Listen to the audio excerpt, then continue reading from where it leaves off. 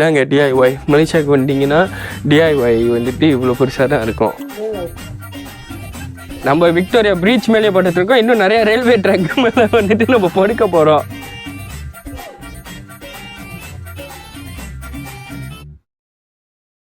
இங்கே என்னன்னா கோலகங்சா ஃபுல்லாக கிளாசிக் நொஸ்டாலஜியாவாக இருக்கும் இந்த இடம்.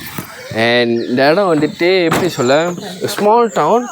ஆனால் இயற்கை தான் ஃபுல்லாக. இந்த இயற்கையை பார்க்குறப்பே அப்படியே நம்ம மனசே ஒரு மாதிரியா பட்டாம்பூச்சி பார்க்குற மாதிரி இருக்கும். கதையோட ஆழமான கருத்தை உள்வாங்கி நீங்க எல்லாரும் பயனடையுமாறு தாழ்மையுடன் கேட்டுக்கொள்கிறேன்.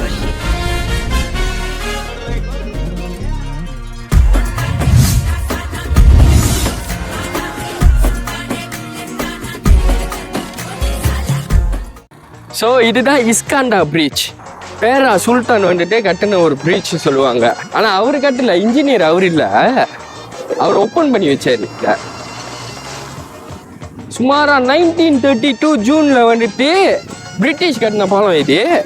ஸோ நம்ம பேரா சுல்தான் இஸ்காண்டா வந்துட்டு இதை திறந்து வச்சாரு. ஆனால் கட்டின இன்ஜினியர் பேர் அங்கே இருக்கும். வாங்க காமிக்கிறேன்.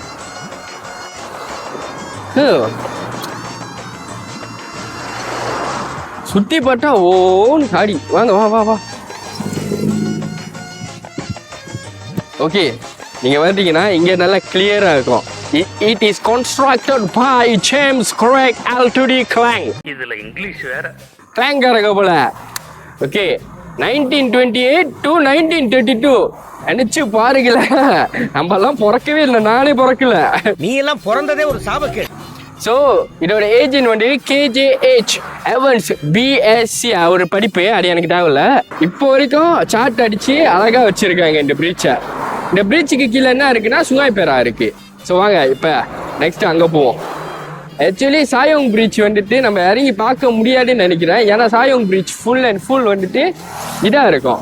காடி இன்னும் நிறையா வந்துகிட்டு இருக்கும். பார்ப்போம், ட்ரை பண்ணி பார்ப்போம். ஏன் என் வாய் உங்களுக்கு வர மாட்டேது. சாய்கோன்னு வருது, சாயோங்கு வருது. எப்படி வரும்? சாயோங். தைலண்ட் கடிச்சு மாதிரி பேசுவோமே. சாயோங். இப்ப நம்ம போறோம். சாயோங் பாலத்துல இருந்து குறிச்சிருவோம்.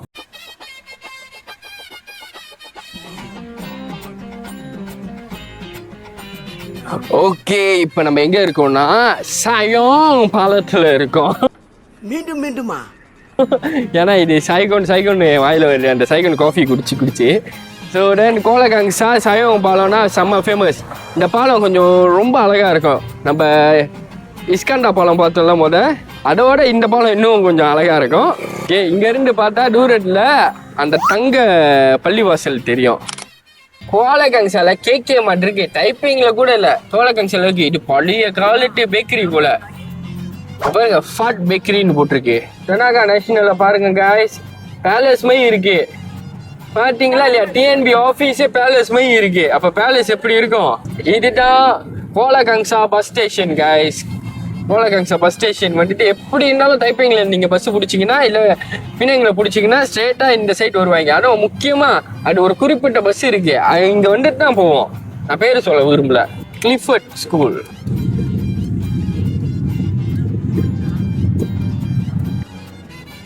கைஸ் இங்கே பார்த்தீங்களா, ஆங்கிலிக்கன் சர்ச்சு, பழைய சர்ச்சு, கட்டையிலேயே செஞ்சு இன்னும் யூஸ் பண்ணிகிட்டு இருக்காங்க.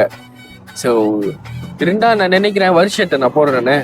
இங்கே பாருங்களேன், இப்போ நம்ம வந்துட்டு அந்த காலத்தில் கித்தா தோப்புல மலேசியாலே ஃபர்ஸ்ட் கித்தா மாறவங்க கோலகங்சால தான் இருக்குது. இங்கே பார்த்தீங்களா மிஷினை பாருங்க. இதெல்லாம் ஹிஸ்டாரிக்கலான பிளேஸ். ஸோ கோலகங்சா வந்தீங்கன்னா மறக்காம வந்துட்டு விசிட் பண்ணிட்டு போங்க.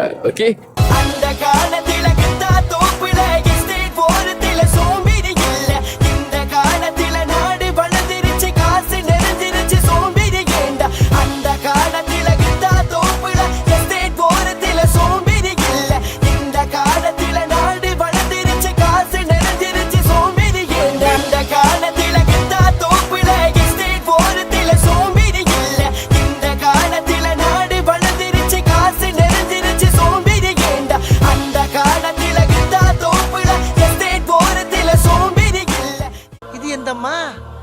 நம்மம்மா.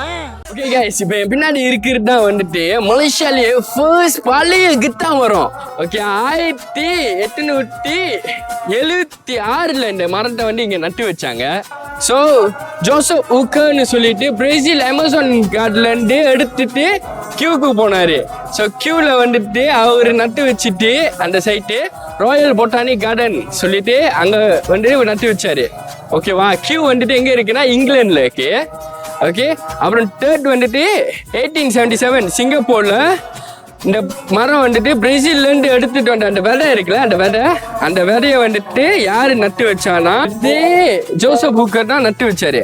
அங்கேருந்து சிங்கப்பூர்லேருந்து 1876 நம்ம JH மெர்டன் தாமா பொட்டானிக் கார்டன் சிங்கப்பூர்லேருந்து அந்த விதையை எடுத்துட்டு வந்து கோலகாங்சால நட்டு வச்சாரு.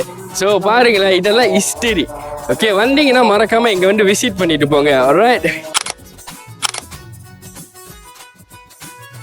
ஓகே கைஸ், இப்போ நம்ம எங்க போயிட்டு இருக்கோம்னா ராஜாவோட இஸ்டானா. ராஜாவா தங்களுக்கு தெரியாத சட்டம் ஒன்றும் இல்லை. சுல்தானோட இஸ்டானாக்கு போயிட்டு இருக்காங்க. பாருங்க,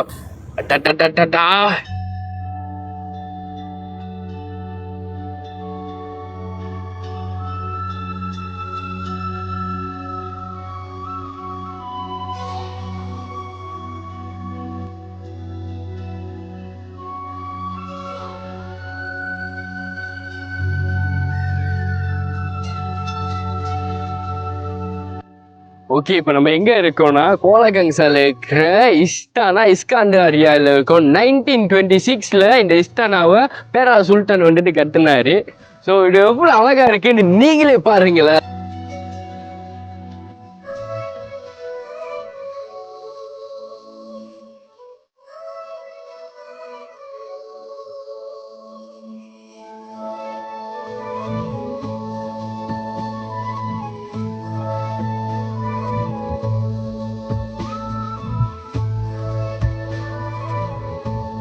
ஓகே, மஜித் உபிடியா இருக்கு நம்ம பின்னால. 1917 வந்துட்டு இது கட்டப்பட்டுச்சு. இந்த ஆர்கிடெக்ட் யாருன்னு பார்த்தீங்கன்னா ஆர்தர் பெனிசன் ஹபக். ஆமாம், ஸோ அவர் தான் வந்துட்டு இப்போ ரயில்வே ஸ்டேஷனும் ஆர்கிடெக்சர் பண்ணார். ஸோ இந்த மோஸ்கியோ வந்துட்டு அவர் தான் ஆர்கிடெக்சர் பண்ணார். எவ்வளோ அழகாக இருக்கு பாருங்களேன். என்னென்ன சொல்கிறான் பாருங்க, கம்பி கட்டுற கதையெல்லாம் எடுத்து போடுறாங்க. இந்த உபிடியா பள்ளிவாசல் நீங்கள் பார்த்தீங்கன்னா நம்மளோட சுல்தான் இட்ரிஸ் ஷாவோட ஒரு பெரிய கனவு. அவர் உடம்பு முடியாமல் பாடிக்ஷனில் இருக்கிறப்ப அவர் ஆண்டவர்கிட்ட ஒரு ப்ராமிஸ் பண்ணார். அப்படி அவர் உடம்பு நல்லா வந்தாருன்னா இவ்வளோ பெரிய ஒரு பள்ளிவாசலை வந்துட்டு கட்டுவேன். அதேமாதிரி அவர் வந்தோடனே ஆர்தர் பென்சன் ஹபக்கை கூப்பிட்டு இந்த பள்ளிவாசலை கட்டினார். இந்த ஆர்கிடெக்ட் யாருன்னு பார்த்தீங்கன்னா கேல் அண்ட் ஈப்போ ரயில்வே ஸ்டேஷனை கட்டி இப்போ வரைக்கும் ஹிஸ்டரிக்கலாக இருக்கல அந்த ஆர்கிடெக்ட் தான் இந்த பள்ளிவாசல்லையும் கட்டினார். ஸோ நம்ம சுல்தான் இட்ரிஸ் ஷாவோட கனவும் நினைவாக மாறுனுச்சு.